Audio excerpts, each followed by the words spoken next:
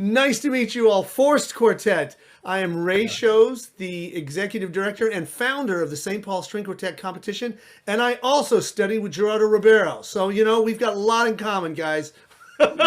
We could tell some stories here on this one.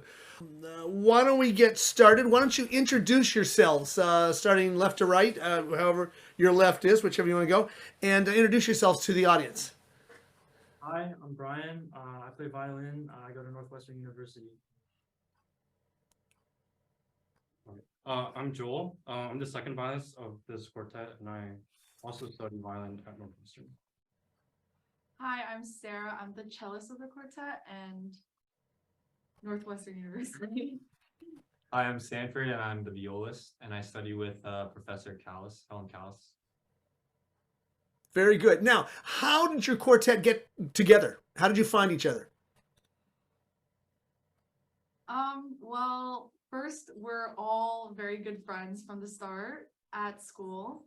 So that wasn't very hard to, get to know each other because we were all really good friends in classes and, just we see each other a lot. But last summer, me, Joel, and Brian, we actually attended the Meadowmount School of Music where we were part of a string quartet there, and we loved the way how we worked together. And yeah, they reached out to me, and I was really excited about it because I could tell that they were really committed to chamber music, and I thought that was really important. And so yeah, from there, I think it was really easy for us to all want to work together. That's nice that you guys had a similar outlook on chamber music, starting with friendships, and then working toward finding a fourth person to play with you that had basically a similar work ethic and interest in chamber music. That's fantastic. Now, how did you guys come to chamber music before? Have you ever played in string quartets as younger players? Just starting from one side or the other, doesn't matter who.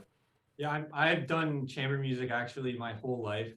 Since since like elementary school, I started out doing this like smaller chamber program from the school I started at called JCC Thurnauer. And I also, around the same age, I started going to like music festivals like Kinhaven Junior Session, and that gave me a lot of really good exposure and really was the start of my love for chamber music. Yeah, Sarah. For me, I would say I've always done chamber music through festivals over the summer. So, I've mentioned Meadowmount before, but I've also been to Aspen Music Festival, and it's always been a part of my summers. And then once I got really into it, I tried to find like people in my area. I'm from California, so people with similar interests, and we would do serious like string quartets or like piano trios, but also just like volunteer work or like community service. So it's definitely been a part of my life, but it's gone pretty serious, and I've really gone into it, I would say, in college. Fantastic. Next. Actually, compared to I think everyone else, I have probably the least experience in chamber music. I've only done maybe like 2 or 3 quartets before college. They're all at like festivals and like Meadowmount, which I went to back in 2019 as well. But since I've gone to Northwestern, I think because they have a chamber music program that requires you to do 6 quarters or approximately 2 years, I just started it off like freshman year, and I found I really, really love chamber music. Like, I think it's like a really beneficial part of my playing, and so yeah, I'm glad to be like in a dedicated group with these guys. Well, yeah, no, I'd say the same. A lot of my initial exposure was from music festivals that I went to, such as the Meadowmount and Eastern Music Festival in North Carolina. And I actually didn't really play in too many groups back at home in Charlotte, but coming to Northwestern, same with Joel, I would be in two chamber groups in a quarter, and I just really, really loved working with people, working with my friends. Yeah, I really wanted to continue doing. Fantastic. Fantastic, guys. Describe your performance style. Yeah, I'd say because we are a very early group, we're still kind of developing it. But I think something that I really have enjoyed recently is a lot of us just tend to listen a lot, and I think we all so far we really know our parts, and so it's really easy to connect with each other while we're playing. Also, like that, I think individually, at least for the other three members, I think we're all really good like at playing with like our own personality and style. And I think when we play as a group, like there's a lot of like things we can uncover by mixing and matching different ideas together. I think um we're still like working on it, I guess, because we're a new group, but I think performance style is pretty much like we like to be very like I think emotional and like play romantic repertoire pretty well. And Let me proceed down that line of thought here. One of my questions following up is, how did you all settle on your repertoire this year? I mean, for Debussy, I think we all just really loved the piece. And we wanted something that we thought like we could play well and had a lot of ideas for.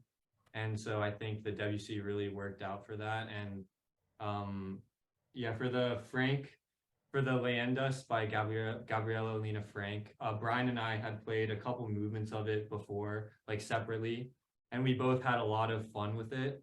And so we wanted to try it out, try the entire piece out together. And yeah, it was a really great experience.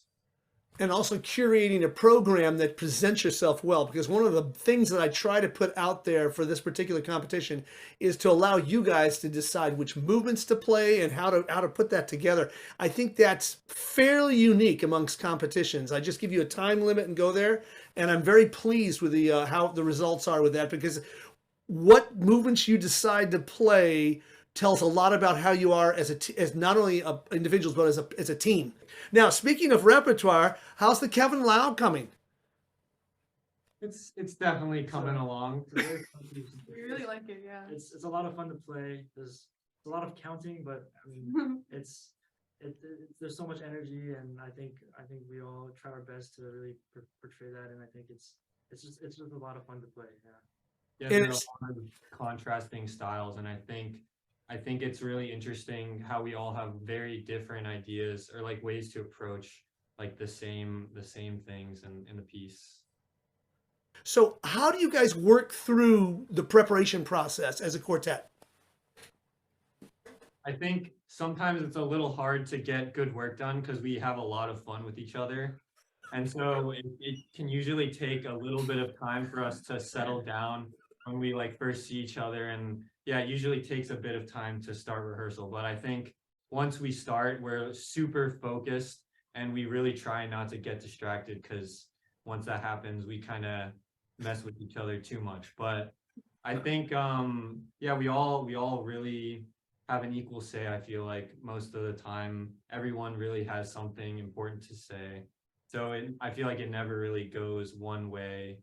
And yeah, I think also because like we're really close, like anytime we have any issues with each other, it's really easy to just talk them out with each other. And yeah, I think that's one of the things I really like working with them, because we're really close. It just, there are almost never really any personal issues involved, because we just get over it very easily.